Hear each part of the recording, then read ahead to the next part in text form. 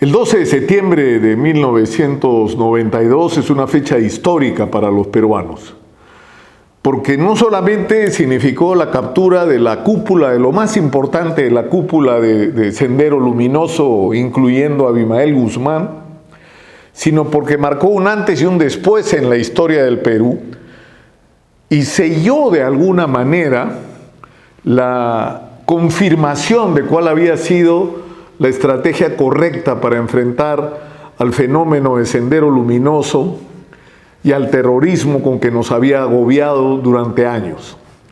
Y digo esto ¿por qué? Porque cuando empezó en Chuschi, el año 1980, la autodenominada lucha armada de Sendero Luminoso, sorprendió al país entero. Quemaron unas ánforas, quemaron unos votos, unos registros, en un acto simbólico en este pueblito de Ayacucho, y eso en realidad lo que empezó fue algo que nadie imaginó lo que iba a significar. Es decir, es más, Sendero Luminoso, este grupo disidente del Partido Comunista, era una facción maoísta que se volvió a dividir y concentró su acción en Ayacucho y que actuaba en la Universidad de Huamanga y a través de la Universidad de Huamanga en el Colegio de Aplicación Huamán Poma de Ayala, a través del cual penetraron en las comunidades y lograron cierta influencia y reclutamiento de jóvenes y de dirigentes, incluso campesinos,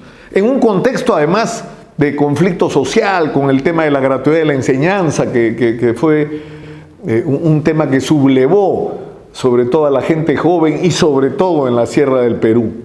Nadie se tomaba en serio a Sendero Luminoso, que en las universidades pregonó durante 10 años que se estaban preparando para la lucha armada. Nadie se los tomó en serio, nadie se tomó en serio lo del ataque a Chuschi, porque nadie imaginaba lo que se venía. Es más, Fernando Belaúnde Terry, que era quien estaba en el gobierno en ese momento, en 1980, luego por supuesto de las elecciones, dijo que eran abigeos. El problema es que un tiempo después, pasó un año y medio, y con el asalto a la cárcel de Ayacucho, donde un grupo armado, disciplinado, uniformado, tomó el centro, lo que se llamaba el CRAS de Ayacucho, la cárcel regional de Ayacucho, liberó a todos sus presos en un operativo cinematográfico. Ahí se reconoció que la cosa era mucho más seria de la que se estaba hasta ese momento imaginando.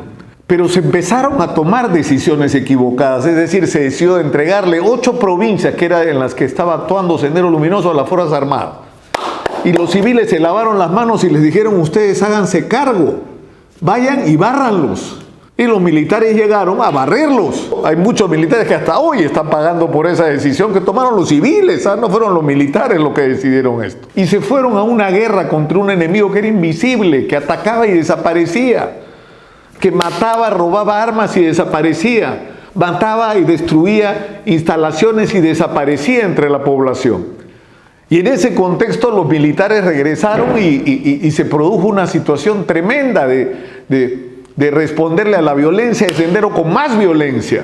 Fue terrible porque a partir de diciembre del año 82, en que se decide entregarle a las Fuerzas Armadas estas 8 provincias de Huancavelica, Apurímac y Ayacucho, lo que sucede es que los capos de Sendero Luminoso se expanden por todo el país. Por supuesto que abandonan Ayacucho para no ser capturados, y el fenómeno de Sendero, que estaba localizado regionalmente, se extiende a nivel nacional.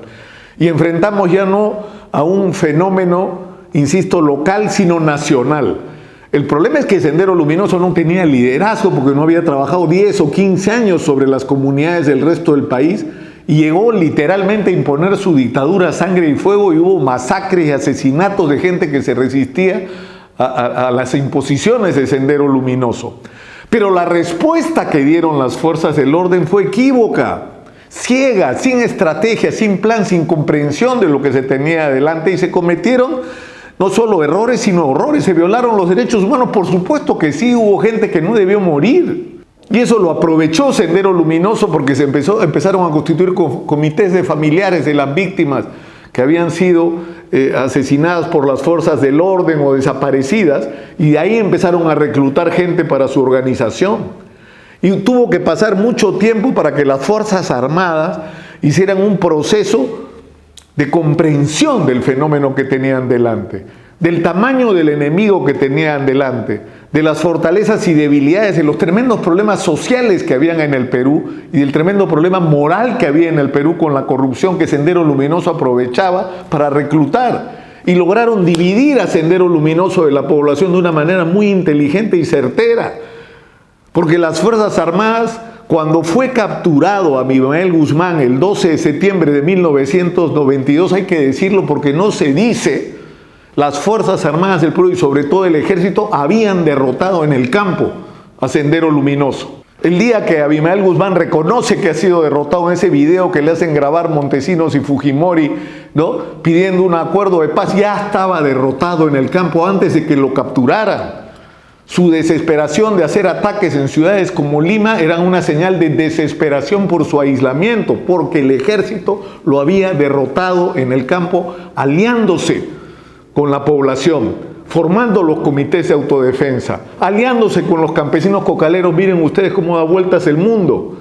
Los cocaleros fueron héroes de la guerra contra Sendero Luminoso, porque cumplieron un papel determinante en dar información e incluso en participar físicamente y tener gente que murió en la guerra contra Sendero Luminoso. Y en la policía ocurrió un fenómeno similar. La policía tuvo un largo proceso de aprendizaje hasta que entendió lo que tenía adelante, entendió las características de esta organización, le infiltró, y en todo este tiempo hubo un debate y incluso una confrontación en determinado momento en quienes pensaban, como algunos que se llevan la boca de palabras hoy, que yo no me acuerdo haberlos visto en esos días, de que el mejor terrorista es el terrorista muerto, ¿no?, y que andan terruqueando a todo el mundo con una incomprensión total de lo que era el fenómeno que hemos vivido. Lo que derrotó a Sendero Luminoso fue la brutalidad, no fue el ojo por ojo, no fue la guerra sucia, no fueron las ejecuciones extrajudiciales, no fue el grupo Colina el que derrotó a Sendero Luminoso, fue la inteligencia, fue el aislar a la población en el campo de Sendero Luminoso, el ganar al lado del Estado peruano a los campesinos, a los cocaleros, a las comunidades ayánicas, el incluso armarlas para enfrentar juntos a Sendero Luminoso. Y en las ciudades, el trabajo extraordinario de inteligencia de la policía. No es que capturabas un terruco y lo matabas, no. Capturabas un terruco y averiguabas quién era, qué papel cumplía en la organización, e incluso cuando era necesario lo dejabas en libertad para seguirlo, si no eras capaz incluso de reclutarlo para que fuera tu informante.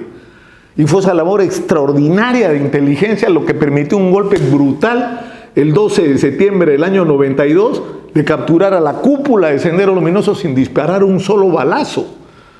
¿Que tuvo mérito Fujimori y Montesinos? Por supuesto que sí.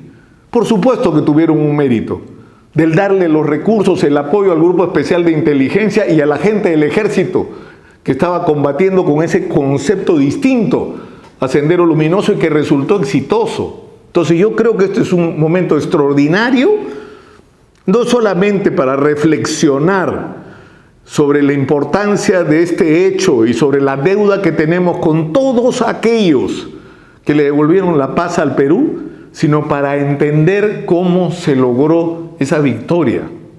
Porque yo sé que es una frase trillada, ¿no? La gente que no aprende su historia está condenada a repetirla. Bueno, hay gente que no aprendió nada de esta historia.